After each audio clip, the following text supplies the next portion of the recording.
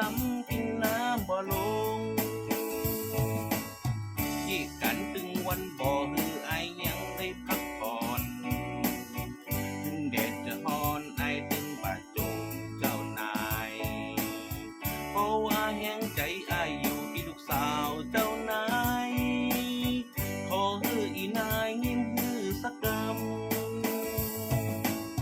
ปืนจะฮือกล้าเห็นตำไอตึงบ่จมสักกำขอฮือได้หันคนงานก็พอไอหัวโตไอดำแกก็เข้าจิตคนงามขอฮืออีนางหันใจพ้องเด้อเพื่อใจคนงานเรื่องการเรื่องงานอายมีนายจ้างคอยสั่งแต่เรื่องกำทักไอนั้นยังขาดเจ้านายเพราะว่าเพียงใจไออยู่ที่ลูกสาวเจ้านาย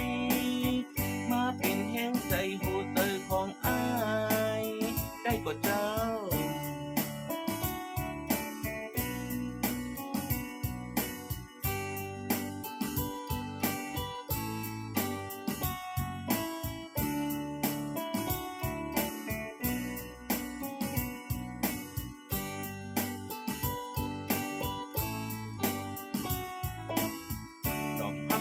เราลูกสาวบอลิงเศร้าเก่าทำหันดัดเก่ามาวิยนปือเฮาสั่นแดม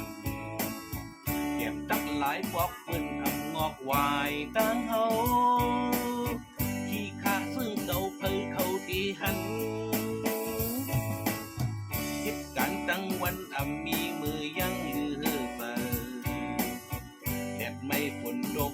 วนปิดค่ายรายการคำเป็นลูกสร้างปอน้องที่การเสื่องานล้อมเปิดวันถึงสั้นเป็นโคยถึงตาแห้งสาย200 ปลายพี่อำต้นสายคุยนางปืนสายพี่อ่านสื่อคำมันน้องถึงโปเลี้ยงฟ้องเล่ละก็อำต้นกว่าเขาเสือสอนให้ตัวมือเปลี่ยนเฮียนเสื่อสายไว้เป็นความหอมลองการลองงานปอนางปิ่นก็ที่สั่ง